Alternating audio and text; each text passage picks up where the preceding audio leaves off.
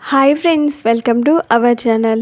ఇవాల్టి simple and tasty recipe వచ్చేసి egg gravy curry.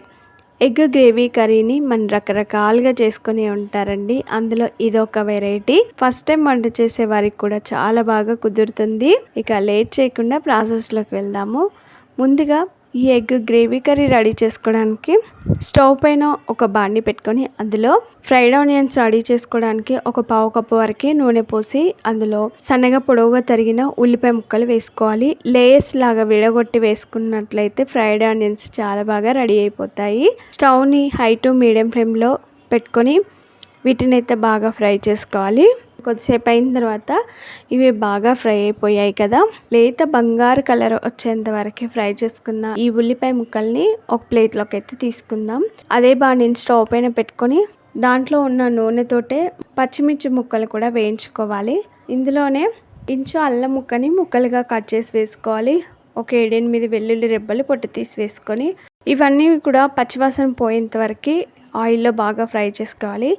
పచ్చిమిర్చి అలాగే అల్లం వెల్లుల్లి ఇవి బాగా ఫ్రై అయిన తర్వాత ఇందులోనే ఒక 7-8 జీడిపప్పు పలుకుల్ని కూడా వేసుకొని ఇవి కూడా లైట్గా ఫ్రై చేసుకోవాలి.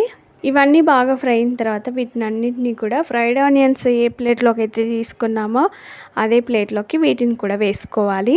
ఇప్పుడు వీటిని అన్నింటినీ పూర్తిగా చల్లారనివ్వాలి. చల్లగిన తర్వాత ఒక మిక్సీ జార్ తీసుకొని అందులో వీటిని అన్నిటిని వేసుకోవాలి. ఇందులోనే కొంచెం కొత్తిమీరని కూడా వేసుకొని మిక్సీపై మూత పెట్టి మెత్తని పేస్ట్ లాగా మిక్సీ పట్టుకోవాలి. మనకి ఇక్కడ పచ్చిమిర్చి పేస్ట్ అయితే రెడీ అయిపోయింది. ఇప్పుడు స్టవ్ పైన అదే బాండి పెట్టుకోవాలి. అందులో కొంచెం నూనె ఉంది కదా, నూనె వేడిన తర్వాత ఇంచు దాల్చిన చెక్క, అలాగే ఒక 2 యాలకులు, 3-4 లవంగాలను వేసుకోవాలి. ఇందులోనే 1/2 టీ స్పూన్ వరకు జీలకర్ర వేయాలి. ఇవి చిటపట్లు ఆడేటప్పుడు ఇందులో 1/2 టీ స్పూన్ వరకు పసుపు వేసుకోవాలి.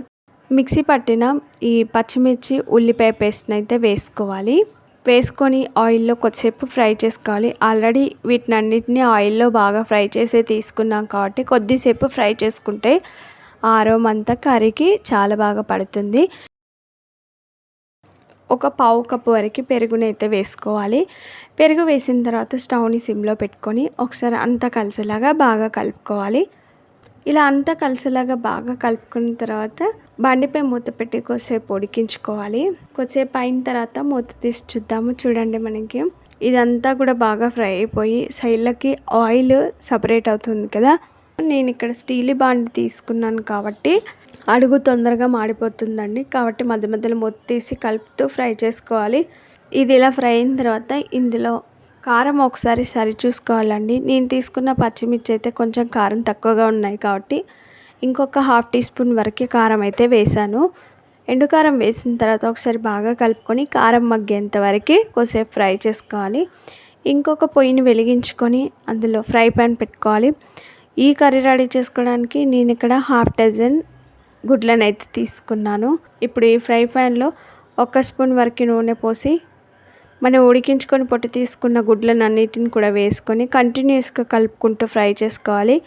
ఇలా గుడ్లు కొద్దిసేపు ఫ్రై చేసుకున్న తర్వాతనే మిగతా ఇంగ్రీడియంట్స్ వేసుకోవాలి. గుడ్లు కొద్దిసేపు ఇలా ఫ్రై చేసుకున్న తర్వాత ఇప్పుడు ఈ గుడ్ల పైన ఒక చిటికెడంత ఉప్పు, చిటికెడంత పసుపు, చిటికెడంత కారం వేసుకొని వీటిని తిప్పుకుంటూ కొద్దిసేపు మంచి కలర్ వచ్చేంత వరకు ఫ్రై చేసుకోవాలి. ఇంకొక పక్కన మనం కూరకి గ్రేవీని రెడీ చేసుకుంటున్నాం కదా, కారం వేసాం. కారం మొత్తం మగ్గిన తర్వాత ఇందులో గ్రేవీకి సరిపడా నీళ్లు పోయాలి. నీళ్లు పోసి ఒకసారి బాగా కలుపుకొని బాండిపై ముద్ద పెట్టి కొద్దిసేపు ఉడికించుకోవాలి. ఇంకొక పక్కన చూడండి, గుడ్లను అయితే ఉప్పు కారం వేసి ఎంత బాగా ఫ్రై చేసుకున్నామో మంచి గోల్డెన్ బ్రౌన్ కలర్లోకి వచ్చాయి కదా. ఇలా తిప్పుకుంటూ ఫ్రై చేసుకుంటే మంచిగా ఫ్రై అయిపోతాయి. ఇలా ఫ్రై చేసుకున్న గుడ్లను పక్కన పెట్టేద్దాం. ఇంకొక పక్కన గ్రేవీ ఉడికించుకుంటున్నాం కదా, చూడండి గ్రేవీ అంతా ఉడికి ఆయిల్ కూడా పైకి వచ్చేసింది. ఇప్పుడు ఈ స్టేజ్లో మనం ఫ్రై చేసుకున్న గుడ్లను అన్నిటిని కూడా వేసుకోవాలి. రుచికి సరిపడా ఉప్పు వేసుకోవాలి. అలాగే 1/2 టీ స్పూన్ వరకు గరం మసాలా పౌడర్ కూడా వేసుకొని ఒకసారి అంతా కలిసేలాగా బాగా కలుపుకోవాలి. ఆయిల్ ఇలా పైకి వచ్చేసిందంటే మనకి ఆల్మోస్ట్ కర్రీ రెడీ అయినట్లేనండి. ఇంకా 1-2 నిమిషాల పాటు ఇలాగే ఉంచి ఉడికించుకుంటే సరిపోతుంది. ఇంకాస్త తిక్కుగా అయ్యేంతవరకు ఉడికించుకున్న తర్వాత ఇప్పుడు స్టవ్ ఆఫ్ చేసుకొని ఈ కర్రీనంతా కూడా సర్వింగ్ బౌల్లోకి కానీ సర్వింగ్ ప్లేట్లోకి కానీ తీసుకొని కొత్తిమీరతో గార్నిష్ చేసుకొని సర్వ్ చేసుకుంటే అంతేనండి. సింపుల్ అండ్ టేస్టీ, చూస్తేనే నోరూరించే కమ్మని ఎగ్ గ్రేవీ కర్రీ అయితే రెడీ అయిపోయింది. చూసారు కదా కర్రీ ఎంత కలర్ఫుల్గా వచ్చిందో. తింటుంటే అలా తింటూనే ఉంటామండి. సూపర్ టేస్టీగా ఉంది. ఈ ఎగ్ గ్రేవీ కర్రీ నచ్చిందా? ఆలస్యం చేయకుండా లైక్ చేయండి.